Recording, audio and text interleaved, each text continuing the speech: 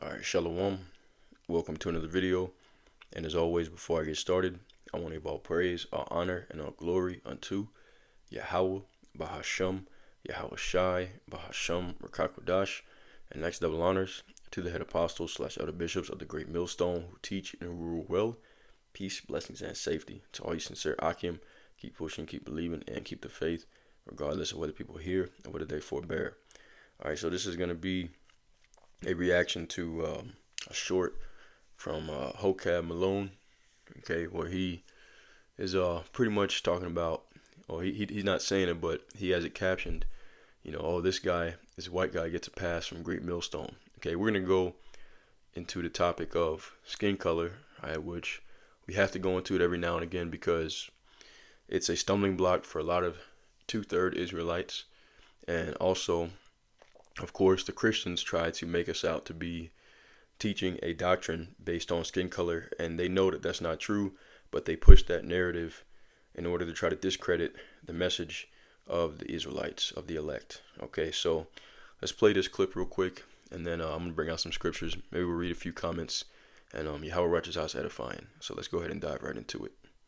That's one of the biggest reasons why a lot of you niggas gotta get destroyed, because you have a problem with the Lord. He laid down his life for niggas that don't even like been so indoctrinated in the world that Esau ain't doing. But these people right here, the so-called Negroes, Latinos, and Native Americans, they have a standard. That's one of the biggest reasons why a lot of Okay, so it's real short. All right. Now, this is a brother out of the Great Millstone, Nashville camp. Okay. Brother out of Great Millstone, Nashville camp. Put up edifying videos. I was thinking about possibly, putting his channel in the comment section of this video, but I don't know if he wants that exposure. But good brother. All right. Now, that being said, okay, these Christians and Hokab Malone, they're offended because he is a so-called white guy that's using the N-word. Okay. But what they can't understand is that he's an Israelite. Okay, this Israelite thing, we always say this, it's not a black thing. Okay, now most Judites, most of the southern kingdom of the Israelites, are so-called Negroes. All right, and it does say that the tents of Judah would arise first. Okay, so it started off with mostly so-called black men. All right, and then of course you have a lot of Latinos as well. All right, but okay, this guy right here is very obviously an Israelite. We're going to go into how we know that through the Spirit. As much as they claim that we're so-called racist and discriminate against people, all right, it's actually the exact opposite. They're the ones that are racist because they can't imagine the fact that some Israelites are not going to be, a lot of Israelites are not going to be, so-called Negroes or Latinos and natives, all right, indigenous. All right, you're going to have Israelites that look like this guy. You can have Israelites that look so-called Chinese. You can have Israelites that look like so-called Arabs. All right, and we're going to prove it through the prophecies within this video. All right, so let's go ahead and dive right into that. All right. Okay, let's go to first go to Numbers 1:18. All right, and we always, these are basic, 101, Hebrew Israelite 101 scriptures. All right, it says, and they assembled all the congregation together on the first day of the second month, and they declared their pedigrees after their families. Okay, pedigree means what lineage you come from, by the house of their fathers, according to the number of the names, from 20 years old and upward, by their polls. Okay, so your pedigree is by the house of your father. Okay, no matter what you look like, you are what your father is. All right, so let's go ahead, and I just want to show an example of this. All right, Blake Griffin, for example. This is a common one that and there's many people like this. All right, Blake Griffin and father. Let's see. All right. Okay, look at Blake Griffin and his dad. Okay, this is Blake Griffin, the basketball player, and to the left is his dad, all right, his father. Okay, Blake Griffin is obviously, he's obviously so-called mixed because his mother is a Caucasian woman, but his pedigree, his lineage, comes from his father. So he is just a light-skinned Jake, okay, a light-skinned Negro. All right, now let's look at Blake Griffin's son. All right, let's look at Blake Griffin's son. See that? Okay, this is the mother and the son. When this little boy grows up, he's going to look mostly Caucasian. But guess what? His grandfather is a black man. He also is a black man, okay, in the spirit. All right, this is very simple. This is a very simple concept to understand. Look at this. Okay? Look. So his spirit, okay, is going to be of that of a black man. Okay, even though he looks like that. When a Negro man and Edomite woman, all right, a so-called white woman. Okay, and once again, we say that because prophetically, most white people are Edomites. They're the only ones that fit that role, the Edomites. But we always say this as well, that not every so-called white person is an Edomite. Obviously not the guy in the video, which, like I said, we're going to prove. But I'm just showing you that, when people who are so-called mixed, all right, they have the seed of their father. Okay, their pedigree, their lineage goes back to their father. Okay, and it works the other way around too. If an Edomite has a child with a Jake woman, okay, a Negro woman, all right, that child is going to come out looking so-called mixed. All right, and he would look like an African American, but he's not. Okay, in the spirit, he has the spirit of a white man. All right, or of an Edomite. Okay, Tia and Tamara Mowry, I believe, are perfect examples of this. Okay, they look like they're twins from TV. They look like African Americans. They appear to be.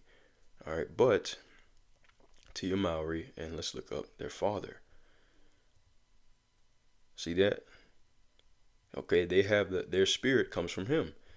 Now, if he's an Edomite, they're Edomites as well. Even if they have brown skin, this is not a hard concept to get. Okay, but Jake is simple. They're too simple, too stupid to understand this concept. Okay, so the guy in the video right here, okay, even though he appears to be a so-called white guy, all right, in the spirit, he goes back to Jake. How do we know that? We're going to get into that a little bit later. Let's just go into this topic a little bit more. Let's go back to Numbers 1 and 18. Okay, so their pedigree comes from their fathers. When a man and a woman have a baby, if they're two different biblical seed lines, okay, there's no such thing as a mixed seed line. The Lord doesn't say, okay, well, I'm gonna put a half Jacob and a half Edomite in the spirit into this child. Okay, no, that doesn't happen. All right, it's the spirit comes from the father. All right, let's prove that in the scriptures. Okay, King David is an example of this. King David, the king of all the Israelites. All right, this is Ruth chapter 4. All right, Ruth chapter 4. And I'm going to start at verse 10. It says, "Moreover, Ruth, the Moabitess, the wife of Mahlon, have I purchased to be my wife, to raise up the name of the dead upon his inheritance. That the name of the dead be not cut off from among his brethren, and from the gate of his place. You are witnesses this day." All right, so Ruth, the Moabitess, okay, was purchased, all right, by Boaz, excuse me, all right, and that is in the law that you can do that. It's in the law that Israelite men can purchase servants, all right, and wives of other nations. Okay, that's Leviticus 20:25, I believe. Let me go there right quick. All right, Leviticus 25, and let's see. Okay, Leviticus 25, and let's see, where is it at? Okay, I start at verse 38. "I am the Lord thy God, which brought you out of the land of Egypt, to give you the land of Canaan, and to be your God. And if thy brother that dwelleth by thee be waxen poor, and be sold unto thee, thou shalt not compel him to serve as a bondservant, but as an hired servant, and as a sojourner. And he shall be with thee, and shall serve thee unto the year of Jubilee." Okay, so he's not a bondservant. All right, he's a hired servant, like a worker. "And then shall he depart from thee, both he and his children with him, and shall return unto his own family, and into the possession of his father shall he return. See? For they are my servants, which I brought forth out of the land of Egypt. They shall not be sold as bondmen. Thou shalt not rule over them with rigor, but shall fear thy God. But both thy bondmen and thy bondmaids, which thou shalt have, shall be of the heathen that are round about you. Of them shall ye buy bondmen and bondmaids. Moreover, of the children of strangers that do sojourn among you, of them shall ye buy, and of their families that are with you, which they begat in your land, and they shall be your possession. See? And ye shall take them as an inheritance for your children after you to inherit them for possession, and they shall be your bondmen forever. But over your brethren, the children of Israel, ye shall not rule over one another with rigor. There you go. Okay? So you can possess the heathen. So he purchased Ruth, which was a Moabite, okay, so-called Chinese today, all right, as a bondmaid, and made her his wife, meaning she's a concubine. Okay, he bought her for sexual pleasure, so to speak. Okay, now continuing on. All right, going back to Ruth, the 4th chapter. Ruth, all right, was the lineage. She was not the patriarchal lineage, but the matriarchal lineage of King David. Came from Ruth, as we're going to read. It says, Ruth 4:13. So Boaz took Ruth, and she was his wife. And when he went in unto her, the Lord gave her conception, and she bare a son. And the woman said unto Naomi, Blessed be the Lord, which hath not left thee this day without a kinsman, that his name may be famous in Israel. All right, and he shall be unto thee a restorer of thy life, and a nourisher of thine old age. For thy daughter-in-law, which loveth thee, which is better to thee than 7 sons, hath borne him. And Naomi took the child, and laid it in her bosom, and became nurse unto it. All right, and the woman, her neighbors, gave it a name, saying, There is a son born to Naomi. And they called his name Obed. He is the father of Jesse, the father of David, King David. All right, so what does this tell you? Okay, according to you reprobates, all right, okay, according to you reprobates, you would think, because think about it, okay, if a Judite has a child with a so-called Chinese woman, which Moabite, Ruth, okay, the baby is going to come out light-skinned, all right, but that child is still an Israelite, okay, so Ruth and Obed, all right, had the child, Ruth and Boaz had the child, and Obed was born, all right, and then Obed had a child. That child was named Jesse, all right, still Israelites, and then Jesse had a child, and that child was David, still an Israelite, okay, so within his lineage, all right, from the matriarchal side, okay, the child, King David had a Moabite within his lineage, which means that Yahushua had a Moabite within his lineage, because Yahushua, who they call Jesus, is a descendant of King David and a descendant of Jesse. All right. So once again, regardless of what the mother is, the child is what that father is. Okay. And that continues all the way down the line. Doesn't matter if you keep on having children with women of different nations down the line, the child is still an Israelite. It's really so simple. Okay, now let's go into the spiritual side of things. How do we know that this guy is not an Edomite? Well, let's go to Isaiah 26:10. All right, Isaiah 26:10. It says, Let favor be showed to the wicked, yet will he not learn righteousness. In the land of uprightness will he deal unjustly, and will not behold the majesty of the Lord. Okay, the main portion I'm going to highlight is, okay, yet will he not learn righteousness. It is not in the programming of an Edomite to learn righteousness. Okay, an Edomite cannot learn the scriptures. They cannot learn prophecy because it's not in their programming. No matter what they do, the prophecy is only reserved for Jacob. Okay, so let's get a precept on that. Okay, and that's the thing about it. See, you can't just walk up and say, I want to be a part of GMS. It don't work that way. All right, you're not going to get accepted or rejected by your skin color. Okay, Deuteronomy 29:29 is where I'm going. So it says, the secret things belong unto the Lord our God. What are the secret things? The understanding of the prophecies. All right, but those things which are revealed belong unto us and to our children forever, that we may do all the words of this law. who is this referring to? This is talking about the Israelites. The whole book of Deuteronomy is written to the Israelites. All right. The secret things of the Lord belong unto our children, all right, forever and ever, that we may do all the words of this law. So, if someone can understand prophecy, then they're an Israelite, period. Doesn't mean they're a righteous Israelite, but they are an Israelite nonetheless. Okay? So, once again, you can't just walk up and just say, I want to be a part of Great Millstone. It doesn't work that way. You have to be around for a very long time, studying, learning. You have to prove that you have the knowledge. You got to make your own videos. You have to be a teacher. Great Millstone is not like these other camps where they just accept anybody. Say, okay, cool. Here's a garment. You're a part of Great Millstone now. It doesn't work that way. All right. And just because you're black or Latino and you come up to Great Millstone, doesn't mean you're going to be accepted. Okay. Just because you have melanin in your skin. If you come up and we recognize that you can't understand prophecy, you're going to be kicked to the curb. That's just what it is.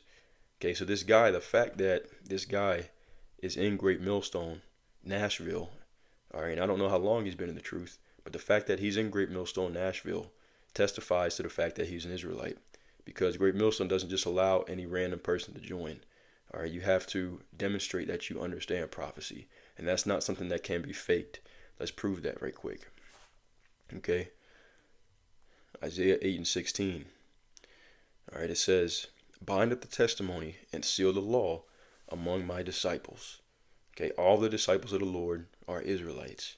Edomites, it's not possible for Edomites to be disciples of Yahweh Bashem Yahushai. It's not possible for them to learn righteousness. Okay, the testimony of Yahushai, the spirit of prophecy, all right, is closed off except for to the disciples of the Lord. That's why nobody else goes into prophecy except for us. Christians cannot break down prophecy. A lot of these Israelite camps cannot break down prophecy. Okay, because it's bound up and sealed. All right, and there's very few men on the earth that have it. And Great Millstone is one of the few groups of men that has it. So the fact that this guy is in Great Millstone, okay, is a testament that he is a child, a son of Jacob. All right, descendant of Jacob, an Israelite, regardless of what he looks like on the outside. Okay, let's get some more scriptures on this. Let's go. They, like I said, they try to say that we're carnal. All right, but it's really this concept, which is very simple. It's too complex for their pea brains to understand. This is Romans 8:16. The Spirit itself beareth witness with our spirit that we are the children of the Most High. Okay, because once again, all right, if you're not an Israelite, you can't understand this truth. It's just that simple. Okay, our spirit, all right, our spirit bears witness that we are the children of the Most High. All right, it's just that plain and simple, man. Okay, let's just get a few more scripts and we'll get ready to wrap this up. Let's go to Isaiah 59:21. All right, Isaiah 59:21. It says, "As for me, this is my covenant with them, saith the Lord. My spirit that is upon." Let's get context on this, man, so you know who he's talking to. He says, "See, my covenant with them, the servants of God." He's talking about Jacob. Okay, Isaiah 59:20. "And the Redeemer shall come to Zion, and to them that return from transgression in Jacob, saith the Lord." Jacob. "As for me, this is my covenant with them, saith the Lord. My spirit that is upon thee, and my words which I have put in thy mouth, shall not depart out of thy mouth, nor out of the mouth of thy seed, nor out of the mouth of thy seed's seed, saith the Lord, from henceforth and forever." This is the Lord's covenant with Jacob, not with anybody else. So the fact that this guy has the word of the Lord, if he didn't, he wouldn't be able to be a part of Great Millstone in the first place, tells you that he is a seed of Jacob. What tribe he's from, we don't know. We don't even know what tribe we're from, just because I'm a so-called black man, okay? But brothers tell me constantly, multiple brothers, the apostle told me himself that he thinks that I am a Northern Kingdom Jake. He thinks that I have the seed of Reuben or Gad. He thinks that I'm a indigenous Native American through my father. That's what he believes, and I've been told that many times. So I appear to be a Judite, a so-called Negro, but I could be quote unquote indigenous Native American. All right, but once again, you can't tell this by looking at somebody. But what we do know is that we have the word of truth that's only going to be given to the Israelites. So it's really simple. Okay, let's just get a couple more scriptures and wrap it up. Let's go to Joel chapter 2 and verse 27 to 29. All right, it says, "And ye shall know that I am in the midst of Israel, and that I am the Lord your God, and none else. And my people shall never be ashamed." All right, who is this talking to? It's talking to Jacob. All right, and maybe, yeah, well, it tells you, in the midst of my people Israel. So Israel and Jacob, same thing, same group of people. "And it shall come to pass afterward that I will pour out my spirit upon all flesh, not everyone upon Israel. And your sons and your daughters shall prophesy, and your old men shall dream dreams, and your young men shall see visions. And also upon the servants and upon the handmaids in those days will I pour out my spirit." Okay, so he's out there prophesying. All right, why is he doing that? Because he's an Israelite. All right, he wouldn't be able to do that if he was not. Edomites can't prophesy. Okay, because they don't have the spirit of Yahweh Bashem Yahushua. They don't have the testimony. They don't have the spirit of prophecy. Remember, we read in Isaiah 8 and 16, okay, "Bind up the testimony and seal the law among my disciples." So it's sealed for the disciples of the Lord that have the Holy Spirit. And when they have the Holy Spirit, they're going to prophesy. Okay, so this guy, once again, regardless of what he looks like, he is an Israelite. And let's close out with this last one. Matter of fact, I'm going to get this in the blue letter. All right, Revelation chapter 7. And I'm going to start at verse 2. All right, if I'll start at the top. "And after these things I saw 4 angels standing on the 4 corners of the earth, holding the 4 winds of the earth, that the wind should not blow on the earth, nor on the sea, nor on any tree. And I saw another angel ascending from the east, having the seal of the living God. And he cried with a loud voice to the 4 angels to whom it was given to hurt the earth and the sea, saying, Hurt not the earth, neither the sea, nor the trees, till we have sealed the servants of our God in their foreheads." All right, now you'll see why I'm reading this. And it's going to list off, all right, all of the 12 tribes, and 12,000 men are sealed. This is known as the 144,000. Revelation 7 and 4. "And I heard the number of them which were sealed, and they were sealed 144,000 of all the tribes of the children of Israel. These are the prophets." Okay, and it's going to list them off. Of the tribe of Judah were sealed 12,000. Tribe of Reuben were sealed 12,000. Tribe of Gad were sealed 12,000, etc., etc. Now, we go down to verse 8. Of the tribe of Zebulun were sealed 12,000. The tribe of Joseph were sealed 12,000. The tribe of Benjamin were sealed 12,000. Verse 9, here's the point. "And after this I beheld, and lo, a great multitude, which no man could number, of all nations and kindreds and people and tongues, stood before the throne and before the Lamb, clothed with white robes and palms in their hands." Okay, so all these people, okay, these nations and kindreds and people and tongues are all Israelites, but the Israelites that are from different nations around the world. Okay, because seed line and nationality are 2 different things. That's another stumbling block for people. You have Israelites. Once again, the Israelites were scattered according to Deuteronomy 28:64, Luke 21 and 24. There's so many scriptures talk about the scattering. Okay, the Israelites were scattered. So you have Israelites over in Italy. You got Israelites in Denmark. You got Israelites in London. Okay, you got Israelites in Germany, in France. You have Israelites in Australia. Okay, you have Israelites in Southeast Asia. You got Israelites in China. You got Israelites in Japan. You have Israelites in, yeah, I'm just naming places. Okay, Brazil. You got Israelites in Russia. You have Israelites in Puerto Rico. Israelites in Mexico. You have Israelites in Canada. All right. Not every single one of these Israelites is going to look like John Shaft. Okay. Not every single one of these Israelites is going to look like Undercover Brother. Okay. A lot of these Israelites are going to look like this guy. All right, you have Israelites in Ireland. Okay, a lot of these Israelites are going to look like this guy, man. All right, you have Israelite camps all over. You got great millstone camps all over the place, all around the world. Dominican Republic, Jamaica. All right, they're not all going to look like your so-called black American. All right, how do we know it's talking about all Israelites? Well, we go to the word kindreds in the Greek. It's the word phule. All right, and let's see what it means. It says a tribe. In the New Testament, all the persons descending from one of the 12 sons of the patriarch Jacob. Okay, why? Because Jacob was scattered. Let's get one more scripture and we'll prove it. All right. It's going to tell you the Lord is going to gather the Israelites of the elect, the remnant, from all different nations around the world. Isaiah 11 and verse 11 and 12. And it shall come to pass in that day that the Lord shall set his hand again the second time to recover the remnant of his people, which shall be left from Assyria.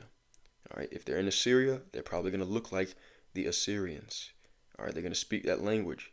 From Egypt, all right, if they're in Egypt, they're going to look like Egyptians. They're going to speak that language. From Pathros, and from Cush, and from Elam, and from Shinar, and from Hamath, and from the islands of the sea. They're going to look like these different nations that they're scattered amongst.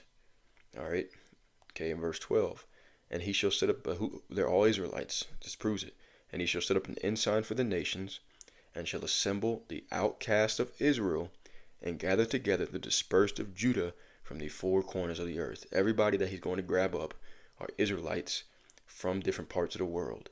And they're not going to look all like black Americans. Okay, this is the stumbling block for reprobates. A lot of them are going to look like him. Okay, this guy is an Israelite. And with that being said, that's why he gets a so-called N-word pass. Okay, because he's one of us. All right, and while a guy that looks like this, that's actually a servant of the Lord, could beat one of the 144,000 and one of the elect. All right, a guy like that looks like this will get delivered, while some of you black and brown devils, we get burnt to a damn crisp here in America, Babylon the Great, with your 2/3 lukewarm, lazy, couch potato ass, won't get up and prophesy, won't go do nothing, hating on a guy like this though that's actually out there doing the work. Okay, so that's just what it is. This is why this guy gets a pass. Okay, because he's one of us. And if you can't get that, then just don't watch our videos no more. Go and listen to the Christians or one of these other bugged out Israelite camps and go be confused. All right, but you're gonna be back over here trying to find answers, and we're gonna tell you to kick rocks. All right, so I'm gonna leave it at that. Yahweh Rajazah, it was edifying. As always, I want to give all praise, honor, and glory to Yahweh, Bahashem, Yahweh Shai, Bahashem, Rakakwadash. And until next time, Shalom. This brother is an Israelite. He's good in my book, and as long as he's doing the work, he's good with Yahweh, Bahashem, Yahweh Shai. What are you doing? Shalom.